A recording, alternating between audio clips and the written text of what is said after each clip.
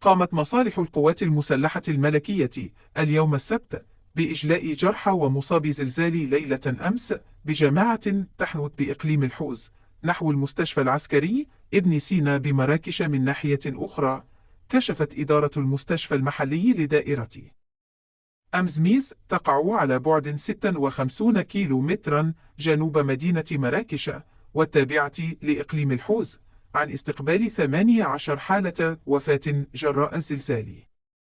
وجرى توجيه حوالي 66 مصابا إلى مستشفيات مراكش بسبب حالاتهم الخطرة، في حين تم إسعاف المصابين بجروح طفيفة من قبل أطقم المستشفى. وبادر متطوعون من أبناء المنطقة إلى جانب متطوعين أجانب لمساعدة السلطات وعناصر القوات المسلحة والوقاية المدنية.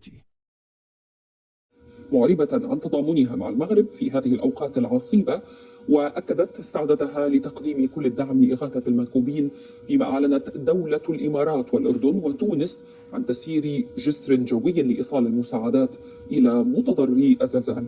كما أكدت روسيا والاتحاد الأوروبي وإسبانيا وفرنسا والهند وتركيا وغيرها من الدول تضامنها مع المغرب شعبا وحكومة، مؤكدة الوقوف إلى جانب المملكة بكل الوسائل المتاحة.